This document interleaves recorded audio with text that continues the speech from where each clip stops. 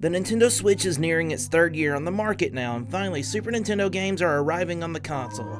With the exception of the NES online service that launched with the Nintendo Switch online service last year, it was starting to look like the virtual console service that Nintendo established 12 years ago on the Nintendo Wii was gonna die with the last generation of systems.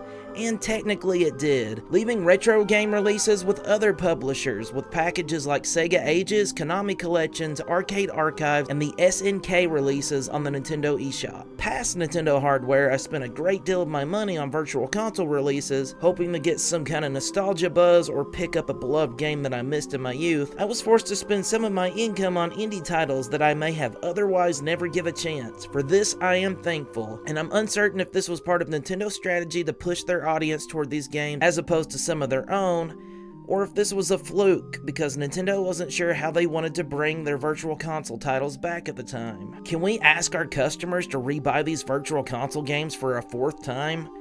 Or would they even sell?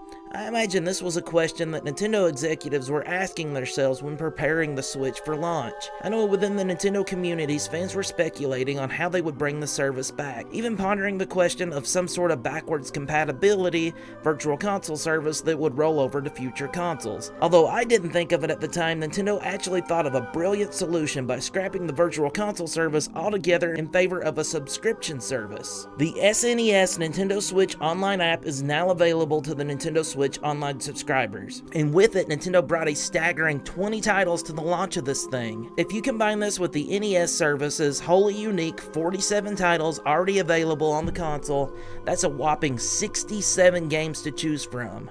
I know I've criticized Nintendo's online efforts in the past, but if this was a subscription service on its own, $20 a year would be a pretty fair deal, and they're adding more games to this each month. What's inside the SNES online package? Well, surprisingly a huge variety, including a ton of their heavy hitters right out of the gate. Super Mario World, Yoshi's Island, Super Metroid, A Legend of Zelda: A Link to the Past, Star Fox, F-Zero, and Kirby's Dream Land 3 were all present at launch. Some bigger third-party games like Super Ghouls and Ghosts and Breath of Fire's also there. Then there's just some weird surprises that came out of left field with Super EDF, Brawl Brothers, and Nintendo's own title, Stunt Race FX. A great deal of these choices here are also multiplayer, making it a good fit for playing online with friends. Titles like Joe and Mac 2, Lost in the Tropics, and Kirby's Dream Land 3 allows you to grab a buddy and play the 2D platforming style of games simultaneously. And games like Super Mario Kart and Stunt Race FX will give you a chance to compete with your pals around racetrack in those multiplayer favorites. Also, the Super NES offers a great deal of beat-em-up co-ops games, and for some reason Brawl Brothers beat out Capcom's Final Fight for this launch spot. That's okay though, because I've never played this one until today, and from what I played it seems to be pretty fun. So far the third parties that can be found here is, as stated earlier, Capcom providing 2 of the 20 titles, Data East, Jalco, and Square Enix only coming in with 1 title so far in Breath of Fire. Yes, a couple of Nintendo's buds are missing here like Konami, and Square is definitely underrepresented here, and I do have more to say about that in a moment. What is interesting though is companies like Data East and Jelco being supported here, as those companies aren't the most recognizable IP holders to most people when they think of the Super NES, which means with the likes of the NES online app, you may find some hidden gems that you may have otherwise missed when picking them up through the virtual console service back in the day. Because they're already part of the service, you can now give them a shot without having to pony up the cash first on what could be a complete gamble. There's something here for everybody, and most of the genres that was around back in the day are represented here. I know I'm going to be playing my annual run of Super Metroid, as I tend to do once a year for the past decade, and there's a ton of my other favorites here as well. The presentation on this app is basically the same as the NES one, where it looks pretty cool but not as cool as what Nintendo did with the SNES and NES classics. The box art is featured in a cluster running vertically from the bottom of the screen to the top of it. I'm glad that they chose to continue to use the box art from the games like they did with their classic line, except I did like how they scrolled horizontally there. With the way way they're presented here, though, you can more easily peruse your collection. One thing that the Classic line offered that's not here is the borders. At the end of the day, though, I guess I kept playing my games with the default black border anyway on those consoles. But I did occasionally switch it over to something a bit more colorful, and took pleasure in knowing that they were there as an option if I wanted to use them. The Classic line was just such a sharp-looking package that put a little extra effort in trying to scratch that nostalgic itch. Navigating menus and utilizing features like the rewind ability just oozed with charm, and you can basically do all of the same things here that you could do there, just minus the personality of the Classic or Mini line. It should also be noted that there's no way to remap the controllers, which is just a little disappointing to me, as I would like to have used the left and right triggers as the L and R buttons. But when I order the SNES controller to use for this service, that problem should be alleviated anyway. Everything in this service runs smooth as well, and like the NES app, this one runs leaps and bounds better than the Wii U offered in emulation. I would even dare say it seems to run a little better than the SNES Classic. Well, according to my untrained eye.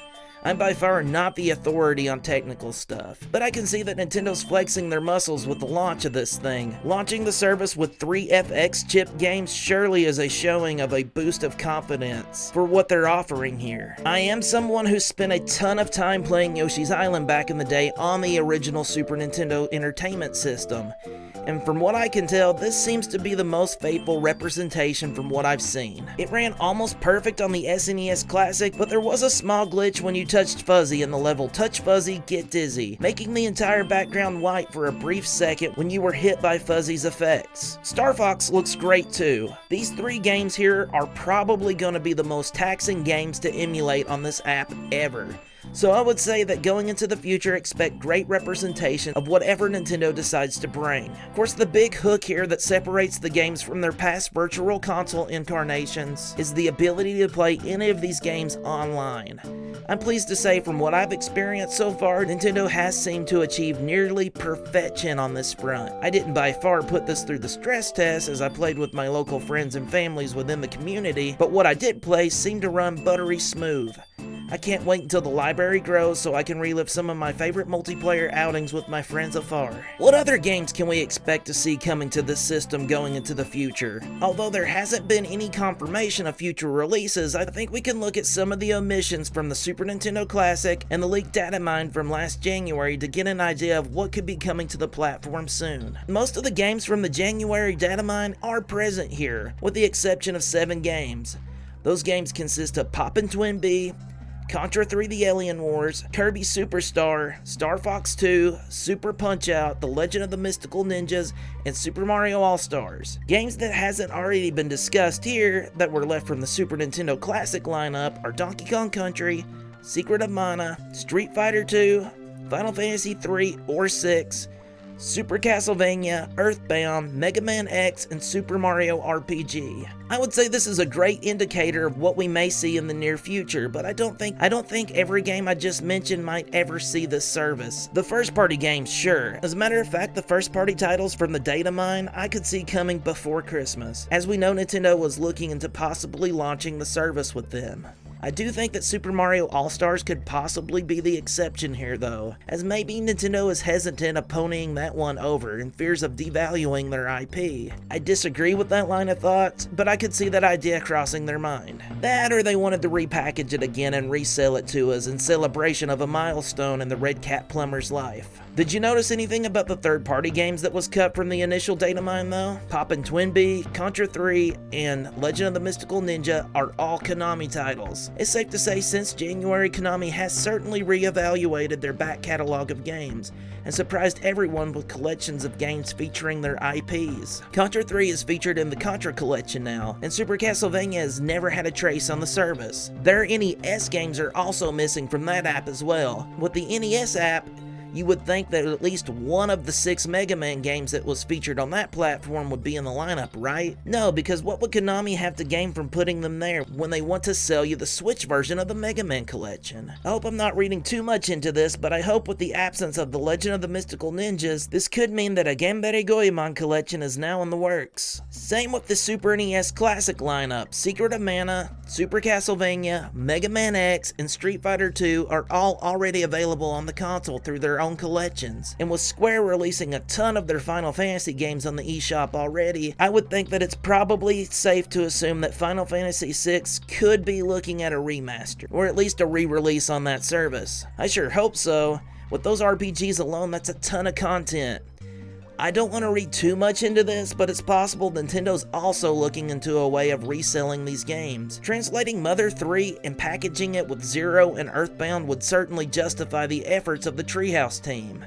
You could just throw those two games in there and sell it at retail for 30 or 60 bucks. Where putting that much effort in a standalone release for, say, $10 wouldn't make much financial sense. What about Mario RPG Remastered? Square Enix really ramped up the support on the Switch after the success of Octopath Traveler, not only by stating they were going to, but showing us. They have a ton of games on the Switch right now, and Square did say last year that they were looking into their back catalog for future projects. What better way to appease Nintendo fans than by remaking one of their only joint efforts with Super Mario RPG HD? What about Donkey Kong Country? Don't you think it's odd where Nintendo busted their entire load of Zelda, Metroid, and most of the Mario games on the SNES that not one of the Donkey Kong Country games made it to launch? Nintendo Rare Replay? That was mostly a joke, but I can't really see Microsoft working over Killer Instinct or Battletoads to a service that's not, say, Game Pass. Maybe there is a market for a unique Nintendo-focused build of Rare Replay, but you couldn't have that without the Donkey Kong Country trilogy. I know the company has been in talks, and I wonder if they ever discussed this service at all, and maybe they came up with some kind of alternative. I do sometimes overanalyze things a bit, and I should restate that of course this is all conjecture. With the NES library growing up to 47 titles this year, we know that we can expect to see more games added to this service as it grows. Bigger titles like Chrono Trigger could delight us in the future, and some hidden gems like Soul Blazer could get a second chance to shine.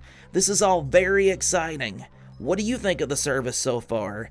And where do you see it going in the future? Make sure to tell us in the comment section below. And for more on the SNES online app, stay tuned to the Weekend Moblin.